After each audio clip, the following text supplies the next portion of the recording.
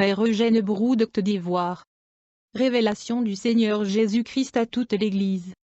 Que le Seigneur vous bénisse, Église de Dieu. J'ai été invité le matin du dimanche 6 janvier 2002 par mon frère, le prophète Richard, à prêcher dans son assemblée à Bobo. La veille, vers 4 heures du matin, j'ai été réveillé par le Saint-Esprit, j'ai donc obéi au Saint-Esprit. Après avoir prié pour moi et ma maison, j'ai commencé à prier pour l'assemblée qui m'invitait. C'est vrai que j'ai intercédé pour cette assemblée, mais j'ai prié pour recevoir des révélations du Seigneur à propos de cette assemblée, afin que je puisse leur dire le lendemain. Alors je pensais que mon intervention serait bien remplie. C'est ainsi que tout serviteur de Dieu devrait normalement faire. Je priais en toute humilité. Selon moi, lorsque le Saint-Esprit m'a dit d'arrêter, je t'ai toujours demandé de ne jamais t'approcher de Dieu avec la pensée de chercher à plaire aux hommes, bien que cela soit à peine visible. Vous commettez ce péché de vouloir les impressionner. Tout cela produit de l'orgueil, car utilisation de votre intérêt pour vous-même. Alors priez pour vos frères de manière désintéressée, sans chercher aucune gloire pour vous-même, et vous verrez, frères et sœurs, j'ai commencé à le faire comme un enfant, sans arrière-pensée. Soudain, le Seigneur m'a ouvert les yeux et m'a montré cette vision. J'ai vu au deuxième ciel les démons se réunir contre les chrétiens. Ils ont dit, jusqu'à présent, le bilan est bon, nous avons beaucoup accompli contre les chrétiens, nous avons réussi à faire tomber plusieurs hommes de Dieu dans le péché de l'amour de l'argent. Ils appellent cela le ministère de prospérité, ou l'onction de prospérité, et nous avons lié leur cœur à ces choses. Beaucoup sont tombés dans l'orgueil, ils ne courent plus derrière leur Dieu, mais derrière les biens de ce monde et leur propre gloire. Pourtant il est écrit, car celui qui veut sauver sa vie la perdra, mais celui qui perdra sa vie à cause de moi et pour l'Évangile la sauvera. Que sert-il à un homme de gagner le monde entier, alors qu'il perd son âme?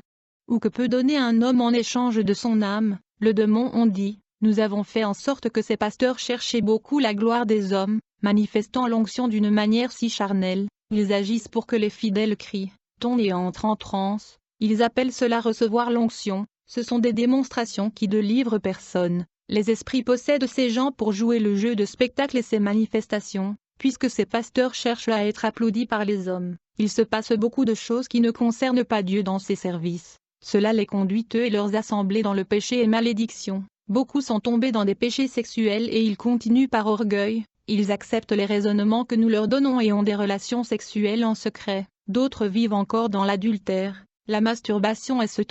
Grâce à nos filles, nous avons réussi à faire entrer les vêtements sexy dans la plupart des églises évangéliques. Ainsi les démons circulent à l'aise parmi eux, et le péché augmente. Pourtant il est écrit, je veux que les femmes se parent de vêtements respectables, de modestie et de maîtrise de soi, pas de cheveux tressés ou d'or ou de perles ou vêtements chers. Plusieurs églises prétendent être les meilleures et prétendent que nous devons nécessairement leur appartenir pour être délivrés et sauvés. Église de Dieu, ce que j'ai vu ensuite était affreux. Ces hommes de Dieu, pasteurs et chrétiens, étaient tous enchaînés dans un grand filet, et ils étaient tous dans le camp de ces démons. Beaucoup étaient vraiment initiés à la sorcellerie. J'ai vu le Seigneur Jésus se lever et combattre avec ses anges car Satan et son armée se préparaient à attaquer sérieusement l'Église. Le Seigneur a dit, tu veilles souvent sur ta patrie et intercèdes pour elle. Tu fais bien, mais fais-le aussi pour l'Église et prie pour elle, pour son réveil et pour la mission d'évangélisation que je lui ai confiée. Si tu ne te lèves pas pour combattre par le sang de l'agneau,